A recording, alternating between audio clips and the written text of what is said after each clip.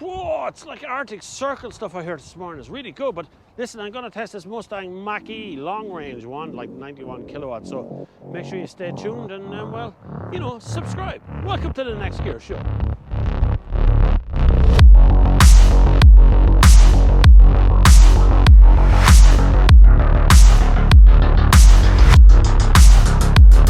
This is the Ford Mustang Mach E. It's about time we actually got this model in Ireland. We've been waiting a while for it.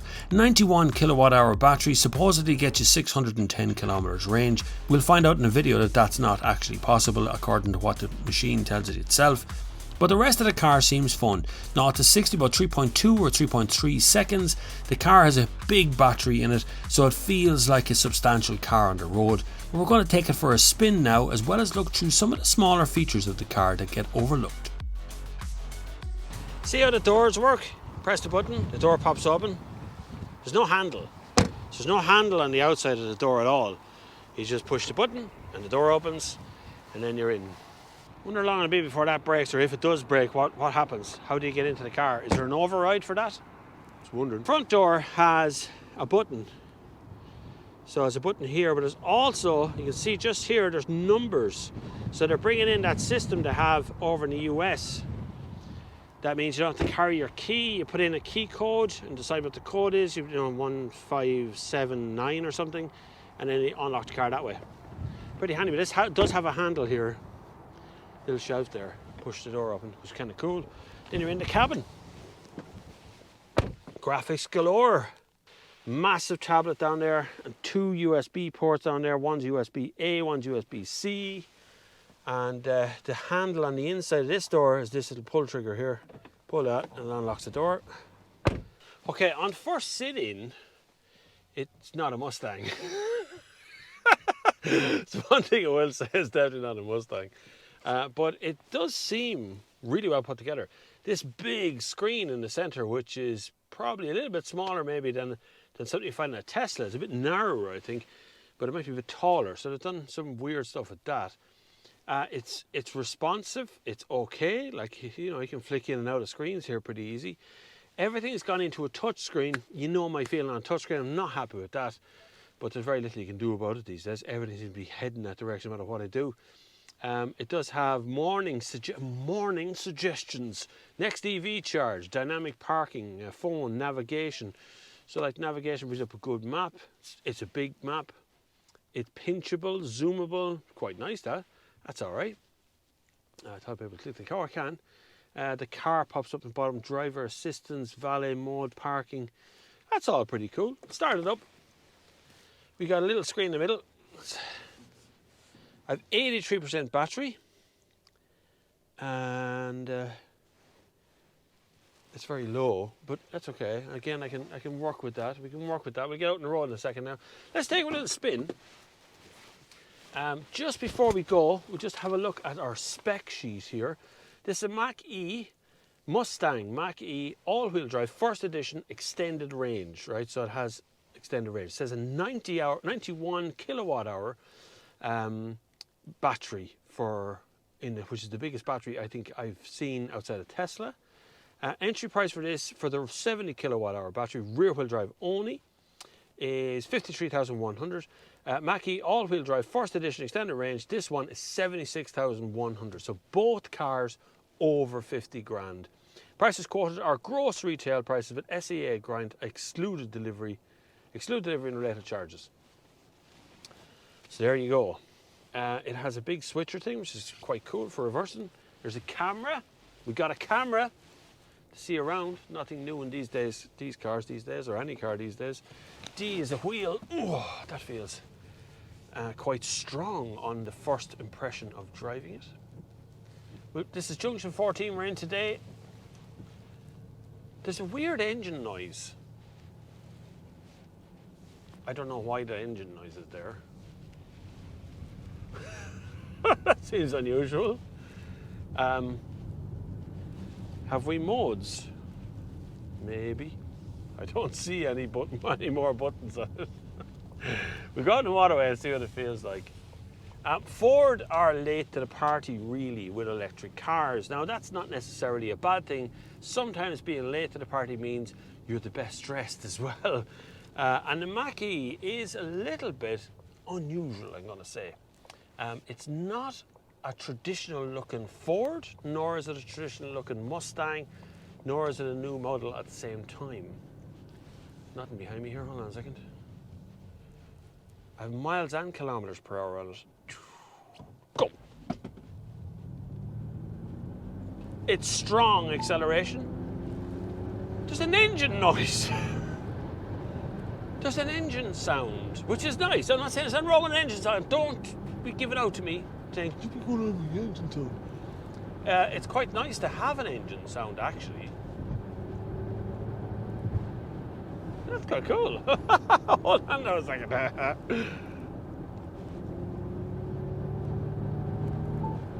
I like this. That's very good. That's very nice. Right, we have active cruise control as well, so we're going to flick that on for the buzz. It does say ground speed on the dash in front of me, which is kind of cool, right? How do I turn that on? Oh, here we go. Here we go. We got you. I have to find myself bending down to see the little screen. All right. My range is now 256 kilometers from a, what size battery was it? 90 something watt battery. It's your range, isn't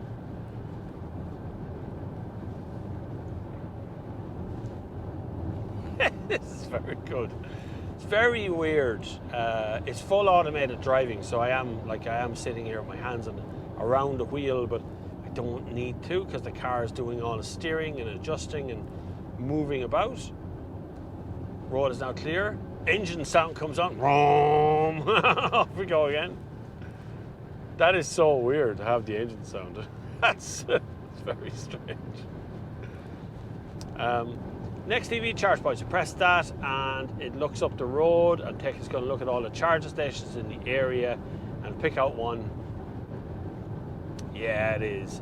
Now it's picking out, again, my problem with most of those kind of charge point finder things is it's not telling me what kind of charger it's guiding me towards. It's saying go to Canal Harbour Parking, ESB, which Canal Harbour Parking is in Monstreven, and that's actually, I think that's only at 22 kilowatts. It's only a slow charger, not a fast charger. Same as Kildare Village, Tesco Superstores, they're all slow chargers. Weirdly, it's not showing me where I just came from, Junction 14, which should be the fast charger of the area, but it's behind me. Maybe that's why.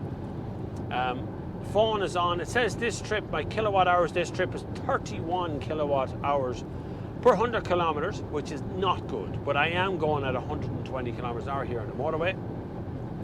If you go slower, you go further, right? So I'm going to prove that. I'm going to slow to 100 kilometers an hour, and we'll check in a minute on the trip as to whether we're doing better or worse. Might be able to bring it up on the big screen. Oh, there we go, there we go. Look at that. Look at that. Brilliant. 18% of my energy is going to climate use because it's cold outside. 6% is on external temperature. 77% of my energy is going on the route itself.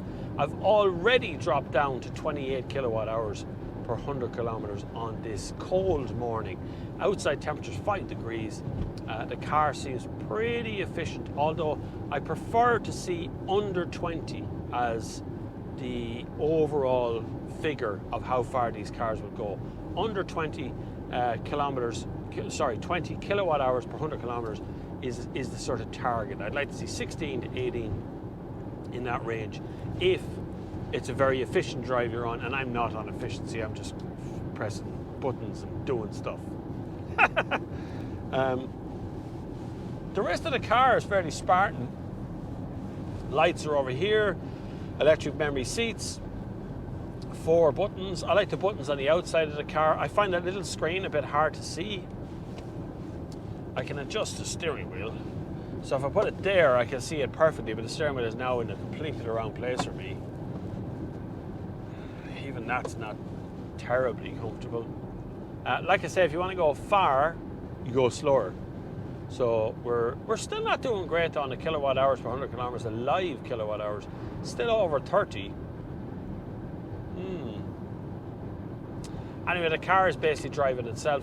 We'll get off the motorway in a minute. We'll have a look at other stuff. But I do like what Ford is doing here. I like the Pony here, the Mustang, the ground speed. There's some touches to Mustang, and the big glass roof is quite pleasant as well. But the nod to Mustang, I'm not sure that works with an electric car, Ford. I'm not sure. Maybe I know the Mach E was like the ugly duckling of the Mustang group. But I think it might have been better to not look into history to go, this should be electric. But while we're on the subject of history, Henry Ford, the original Henry Ford who started off Ford Motor Company back in the very early 1900s, was backed by Thomas Edison. And Thomas Edison and Henry Ford were actually going to make electric cars to begin with. That's where it all started for Ford and Thomas Edison. And I have a documentary that's linked above that you can have a look at and see where that came from. But I'm just going to show you a little quick clip from that right now of Henry Ford driving an electric car. Ford had worked for Edison for a good number of years. Ford had quite a bit of experience in other fields as well. He'd worked in tin mines and tin plants and things that had made individual pieces by specialist people. So he had quite a bit of experience with it. In his off time while working for Edison, he actually kind of manufactured some prototypes and stuff. And in 1896, he showed one to Edison. Edison was so impressed by these prototypes that Ford had been designing in the background that he encouraged Ford to open a car plant. And by 1903, Ford did indeed open the Ford Motor Company. Only Ford would come up with an electric car that has to sound a bit like a V8. It's funny, it's good, I love it. I've heated seats, heated steering wheel. They're all pretty good. I was hoping rather that I'd have a button. There's drive modes here. Untamed mode, that's what I'm in. That's what I'm in. And you can turn off propulsion sound. Let's go whisper. Whisper mode. Whisper mode. We're going whisper mode now. We're all on silent mode now. Just whisper. Active? That active mode does put on the propulsion sound again. Changes the colour as well to blue. Whisper. Whisper mode. I'm going to get off the motorway here. I was just playing around. This is getting off Ballybritis. I'm nearly home, like. I could go home now and get a cup of tea and come back out again if I wanted to. Lock off the cruise control. We'll get it into untamed. Such an aggressive thing. It's such an American thing to call your car Mustang Untamed. I love it. I love that. I think it's so funny for an electric car, especially to make noises like it does. Let's turn into this corner here. See if she hands on. This is all-wheel drive. Holy moly, the grip is amazing. And then that acceleration behind it is just like boof. Yes, this is good, Ford. As fun cars go, this is what I like. This is fun. Where's the propulsion sound gone? Why won't it select? Oh, there it is. It wouldn't select Untamed. Why wouldn't it select Untamed? It sounds like the Millennium Falcon mixed with a V8. You know, as the Millennium Falcon goes into warp mode, that's what this sounds like. Nice. Can we go camera? Well, for your safety, don't drive using the camera. Now, in whisper mode, whisper, whisper. You should have a sign. There should be a little person comes on in the speakers and goes, "You're in whisper mode. You're going to love it." And then the active mode, whatever that does. Active, I suppose, would be the one you probably have on every day. It sounds like a normal sort of mode to have on. It's actually quite comfortable. It's very solid under the drive. Is very solid. I don't feel the bulk of big batteries in there. I don't feel that weight. Usually there's a feeling of substance about electric cars. They kind of weigh themselves down, but this doesn't feel that heavy. A 76% battery, 240 kilometers range. You'd probably get more out of it if you stop doing what I'm doing, going into untamed mode. I'm going to do the sound effect. You're in untamed mode. Drive. Overall, I think it's actually pretty good on a short drive though. It's only done a short drive. I think it's actually quite a nice car to drive around in. It's nice to see Ford mixing it with the big boys in electric cars. It's taken them a long time. Ford UK, you really need to sort your stuff out. This is a nice market. I will defend my home market to my death, and we should have these cars on the road already. They're already in dealerships in the country, but as press cars and test cars and launch days and all that sort of stuff goes, this is the first drive I've had of one. I've had, thank you very much to Downey's in Portlaoise. They did phone me up and say, if you want to come drive a Mustang while you're waiting, or Mach E while you're waiting, give me a buzz. We got one. So the dealers had it already. So it's very disappointing that Ford would not bring on the car here in Ireland for us to drive a little bit sooner. That aside, I see a home for this car. I think if you're looking at that Tesla brand and you're thinking to yourself, yeah, I like the big screens, I like that sort of stuff, I think Ford have nailed that pretty much. The software seems okay, probably not as slick maybe as a Tesla software. Hardware wise, it's hard to determine the range this car will actually get driving it daily, because obviously you have to drive it daily to get the range out. But right now I'm kind of disappointed to see such short range for such a big battery, and it is a big battery. Coming up there to 98 kilowatt hour size, that's a big unit compared to what Volkswagen are putting out at 77 kilowatts and getting further range. But that is very much down to how you drive it, the temperature of the day, what I'm doing at the moment. I'm doing 50 miles per hour now, 80 kilometers an hour along here, and it's very pleasant. It's a big car. It's probably more practical than a Model 3. It's also not a cheap car. The prices we read out there earlier on, 53,100 where it starts. That's with the grant on it as well. Kind of need to get one under 50 there to get the benefit of it. But it's good to see what Ford are doing. Maybe Ford will do some more now in this kind of front as well. Maybe something ordinary like a Ford Focus electric. I don't mean make a Ford, I don't want another compliance car. Please make something from the ground up electric. But you know what I'm saying. Something that's more just a 5-door hatchback with a 50 kilowatt hour battery or 55 kilowatt hour battery in it. Something that's a little bit more affordable than the price of this thing.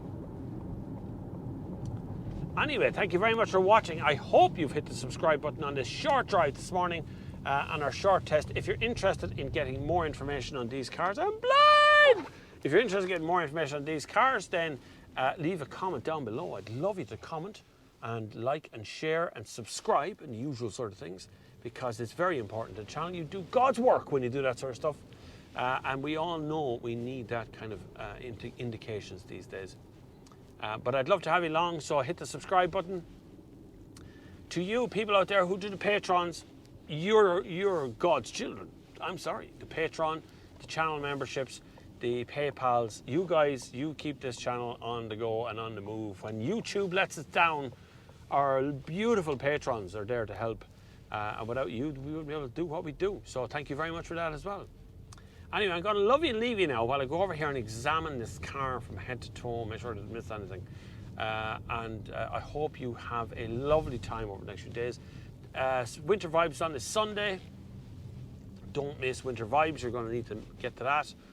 But also, this Christmas we'll have the Sunday service back up and running as normal after Christmas, or coming up to Christmas, once the Winter Vibes are over. And then we'll start cracking on with the rest of the year as well. So thank you very much for watching. And until the next time, I'll see you on the far side. Supermen and women. I came in the wrong entrance.